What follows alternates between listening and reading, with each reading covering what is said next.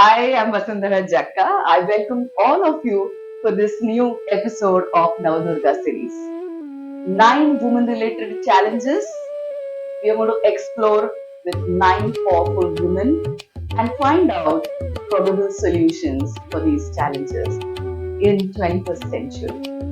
Yes, you heard it right. Women still face certain challenges and they need to be explored.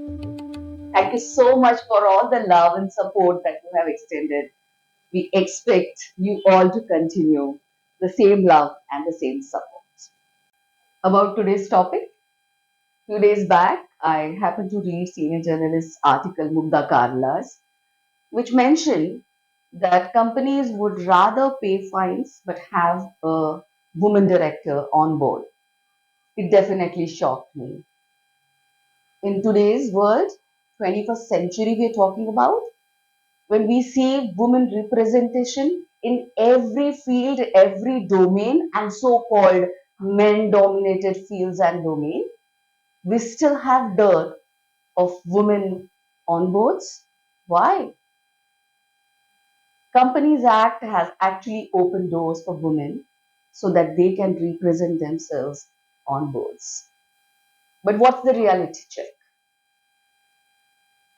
500 top companies listed in NSE, 47% of the companies have more than one woman director, and remaining have just one independent woman director. A tick on a checkbox for Companies Act. When I spoke to few people, I got to know that it is still the family members, the mother, the daughter, the bhabis, the chachis, nanis are made to sit at the table just to be representing that one independent woman director seat. So they've got the seat, but do they have the voice? And most of the time, even at that level, women are asked, they sign the document, boss. Why are you even thinking? And if asked more, the answer they get is that's what majority wants. And who is the majority? Men, of course. Is this the situation because there is dearth of skilled women? 2, 3 years back, our finance minister, Nirmala Sitharaman, was addressing the press and she said, yes, you all are asking me why women are less at board level. She said, where are those women? Give them to me and I'll put them on boards. Just let me know where are they. This was the question posed by our respected finance minister Nirmala Sitharaman. Many heard it, but our Durga, Divya Momaya, thought that she has to be part of the solution. And we are going to talk to her definitely, but I think that was the seed for her mission to create that community of not 100, not 1,000, but almost a lakh of directors together, where they will be groomed, they will have opportunity to learn the skills required so that tomorrow, when legal complications arrive, they're prepared for it. And it doesn't come like a blind spot. So after Nirmala Sitharaman said, where are they? She actually founded Women on Management and Boards. And this actually is an institution for all those people who are aspiring to be independent directors. And they groom them, they handhold them, and help them in this journey of becoming independent directors. Divya Momaya is our Durga today, a very, very powerful personality, but absolutely humble. When we speak to her, you will understand why I'm saying this. She is a practicing company secretary for more than 19 years now. She is also a co-chairman at IMC. Hey Divya, thank you so much for accepting my invite for this interview of Navadurga. Of course, the first question is going to be when I asked you for this Navadurga series, what was your feeling? And I'm so thankful that you immediately said yes. Thank you so much, Vasundhara. In fact, it's indeed pleasure to be part of this Nav Durga series, and you have been doing something amazing. I mean, identifying those top nine challenges and then mapping that to people who are actually finding the solutions to it is something really, really wonderful. And I think you must not only stop at nine, but you should keep doing in multiples of nine. So more power to you. Thank you. Thank you so much. So the first question, Divya, what I would like to ask, that generally we see reluctance on women part to be on this, path journey of becoming a, independent director or to be member of boards on a, company's forum. When we see the journey starts for a woman, uh, the numbers are equal or sometimes dominant numbers of women, in powerful positions. When they start progressing the pyramid, they start their journey. At top end of the pyramid, then somehow the representation becomes very, very sparse or rare. Why is it so? What do you think are the probable reasons that women don't opt for this kind of things? So, last almost 4 to 5 years, we've been working on this entire concept of training directors, which includes women directors.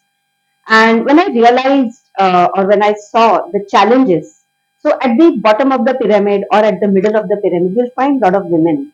But as the responsibility goes higher, definitely there is higher accountability and even higher presence in the workplace is required. And exactly at that same time, women also have been, I mean, moving forward in their journeys, in their personal lives, their families. And that's where those family responsibilities, the societal pressure Pressures. makes them think that why am I required to do so many things? Better I opt out of, the thing which I can opt out and focus on my family.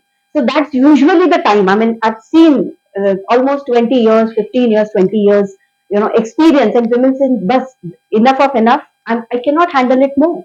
The pressure from both the Both sides. sides is pulling And them that is basically. exactly, and that is where when you really go higher on the ladder, you will see very few women who really are able to sustain. And that's where the entire societal change is very much required to create that ecosystem for women to continuously flourish is, very, very important. Yeah, I completely agree, Divya, what you said. For a certain period, she, I think, tries to be active on both fronts. Yes. And somehow, after 15 or 20 years of career span, the personal front becomes more crucial because kids are also now trying to do their management studies and they are trying to settle down, and at that time a woman is required at home. There are ailing parents at home, there are a lot of other social responsibilities which men sometimes refuse to, and then who else? Presumed to be a woman's Domain. Yeah, you domain. you do it better, and you are the one who is required. And this is all janana things, so you better do it. And then I think this multitasker woman has to say no to certain things, and then this journey is generally stopped. She sacrifices to go ahead in this journey. I completely agree. And if there is some help given or some considerations from family, I think she can, pursue this. Absolutely. But on the other side, even when such women are there, why are companies also reluctant to take them? Are women still perceived as bossy? My question. Okay. So, when I really see the company side, probably they are not used to having women at that place in the boardroom when I very specifically mentioned. Because there are few. Uh, Now this works from both the sides. From the company side, because they don't see more women often there, they feel it's okay not to have them, right? But because in 2013 the Companies Act came in and it made one woman director mandatory.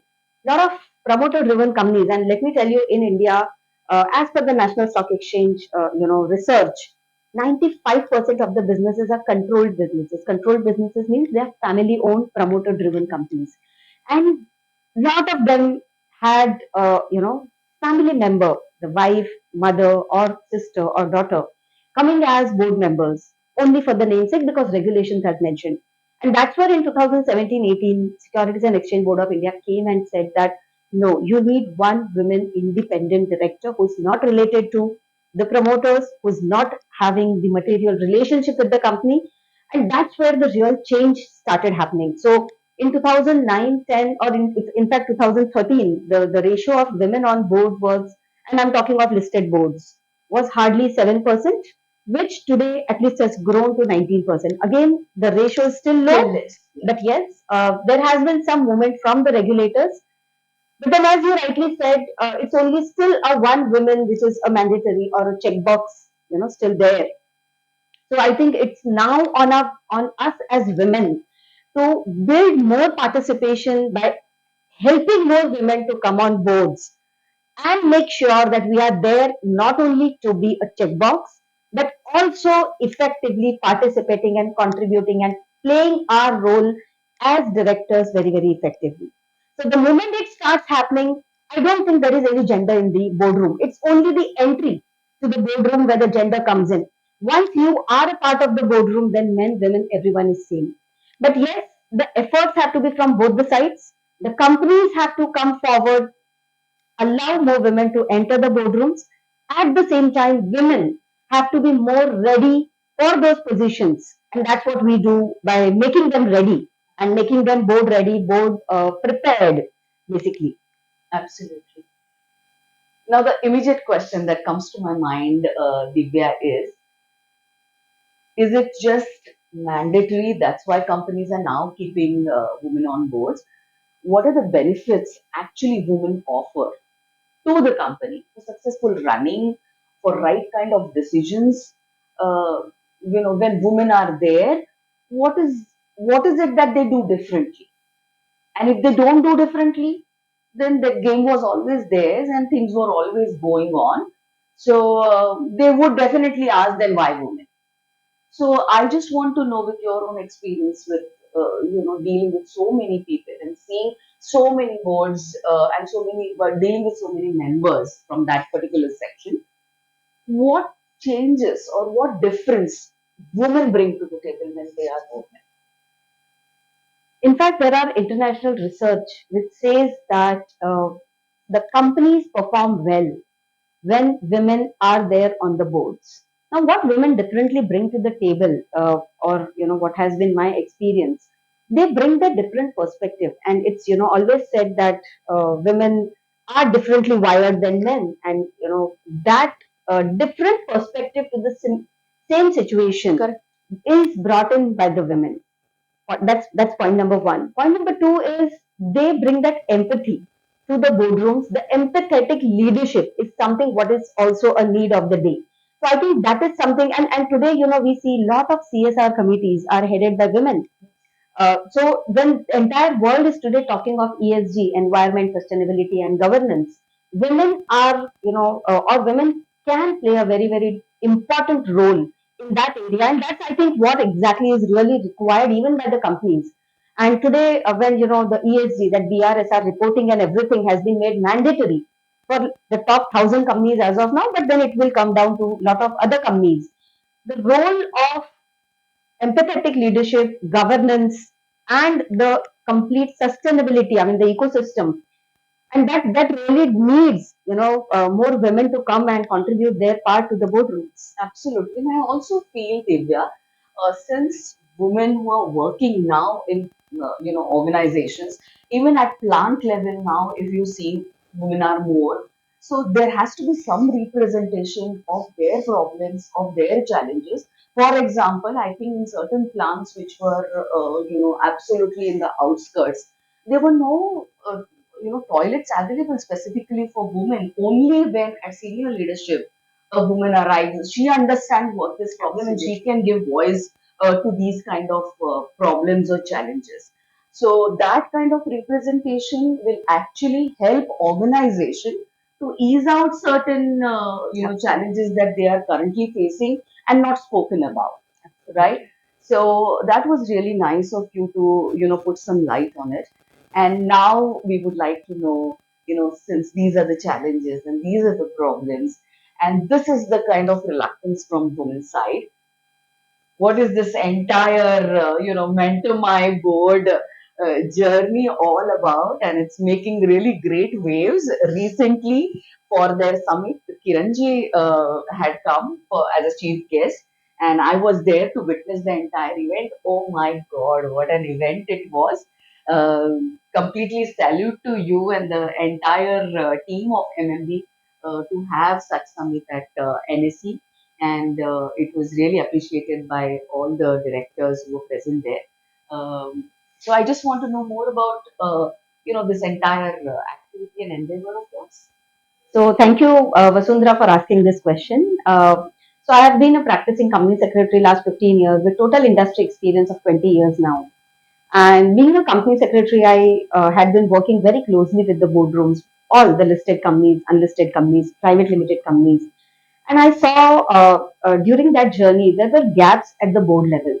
I mean, as professionals, we were getting a lot of training from our institutes, but as directors, absolutely they had no clue what's the governance, what's the compliance, and they always thought that our professional friends and colleagues will take care of that.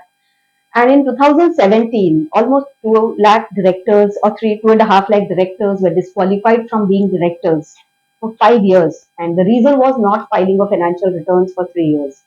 And that actually triggered me that, we really need to empower these directors to be more aware what their roles, responsibilities, liabilities are under the company law.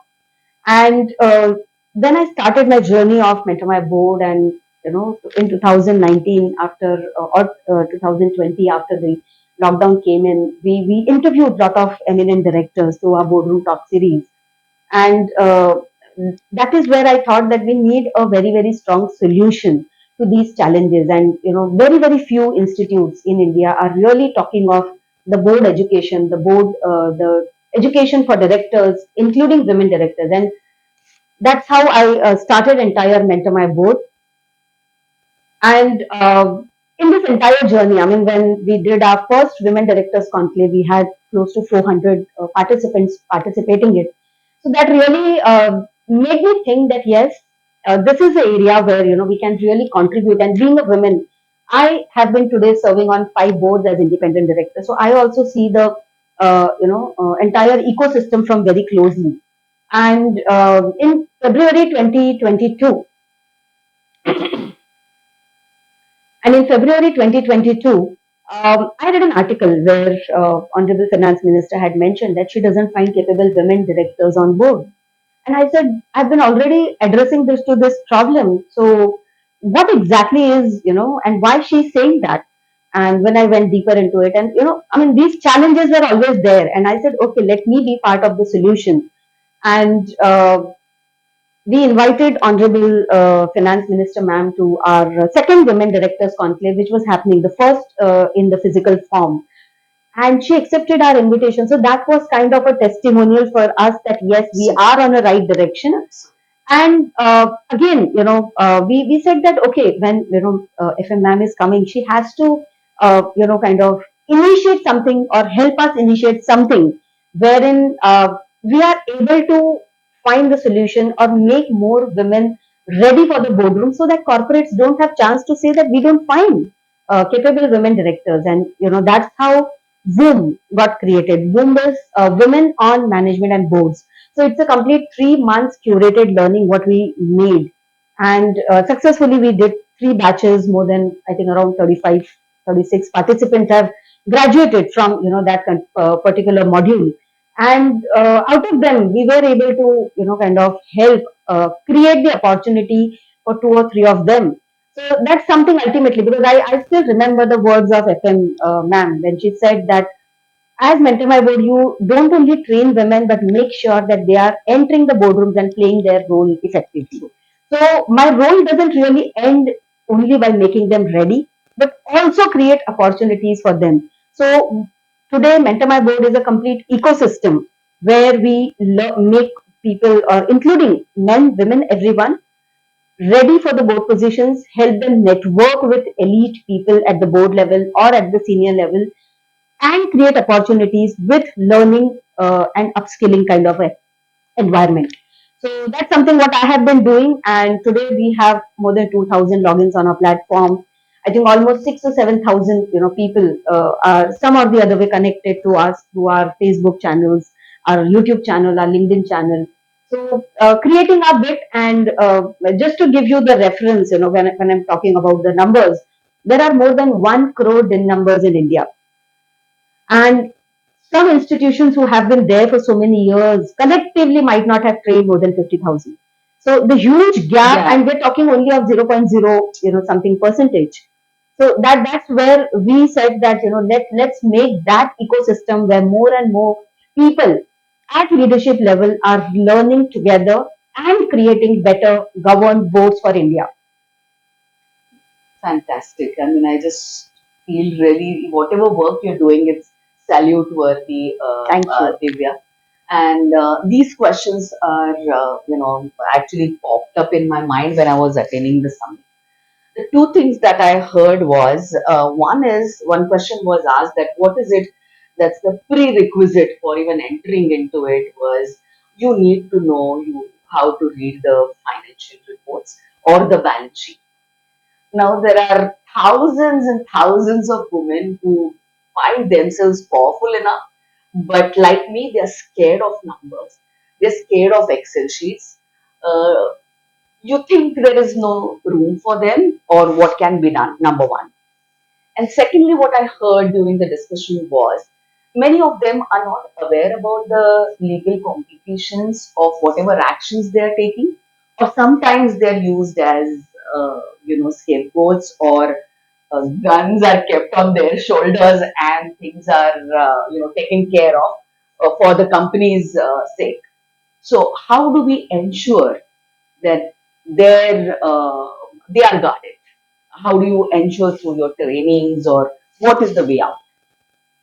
So, one thing is very, very important. The most important part as a boardroom, or as you being a director on the boards, is that you must know what is being presented at the table. That is, what are the numbers? I mean, you don't need to be a professional, a chartered accountant, or a company secretary, or a lawyer to be in the boardroom.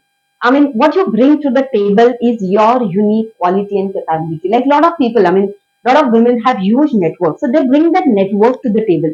A lot of people, I mean, I've seen today people management is something which is spoken about a lot, and I've seen a lot of HR, senior professionals being on the board as table.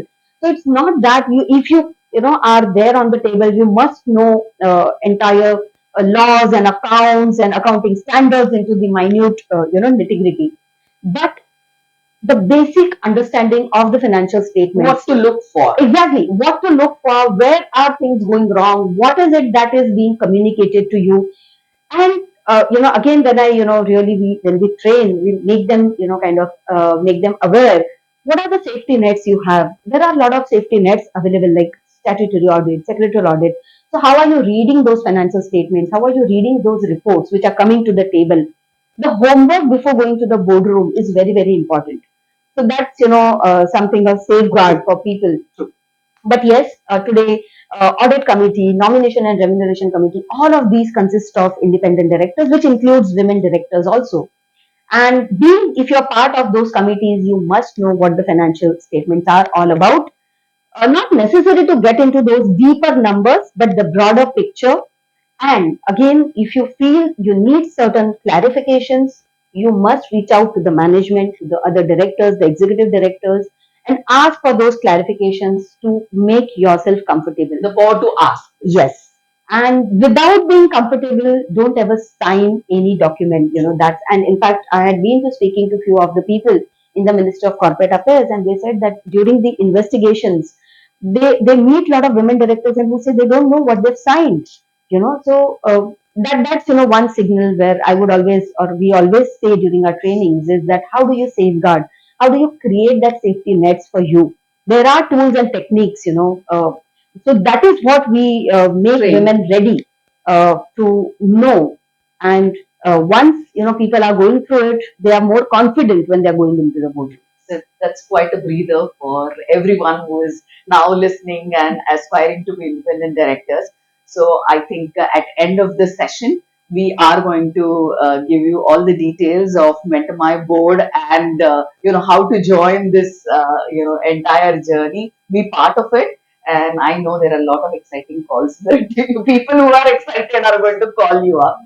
Now, I think the interview has been fantastic. What is your one message for all those women out there who are aspiring to be independent directors, but don't have that, appetite to take risk or, gather themselves and jump in that pool? What is your advice for them? So, my message to women, I mean, in fact, I'll divide my message into two parts. One is the women who are aspiring to be independent directors. Now, who can be independent directors is even if you are running your own business, you can be independent directors on other company boards. So, make sure that you are going to the boardrooms to be effectively contributing and participating and not just for the tick box activity. That's number one. And women who are leading their own businesses, I really urge them to think of a broader vision, grow, and get your companies listed on the stock exchanges. I don't think there are many companies, even on the stock exchanges, which are women led companies. And when India is really talking of women led development, it's our duty that we make our businesses so big that we are employment creators, we are the wealth creators for the nation, and women have to play a major role in that area.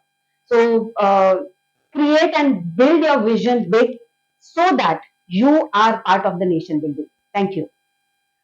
My God, thank you so much for such a lovely interview, Divya. My pleasure. And I think we didn't stop even at 1 minute. It just went on flowing and Yes. flowing, because I think that passion was there, and it was all from Dil Se. Yes. So it just went on flowing, and you all are there to see and experience the entire energy of this interview.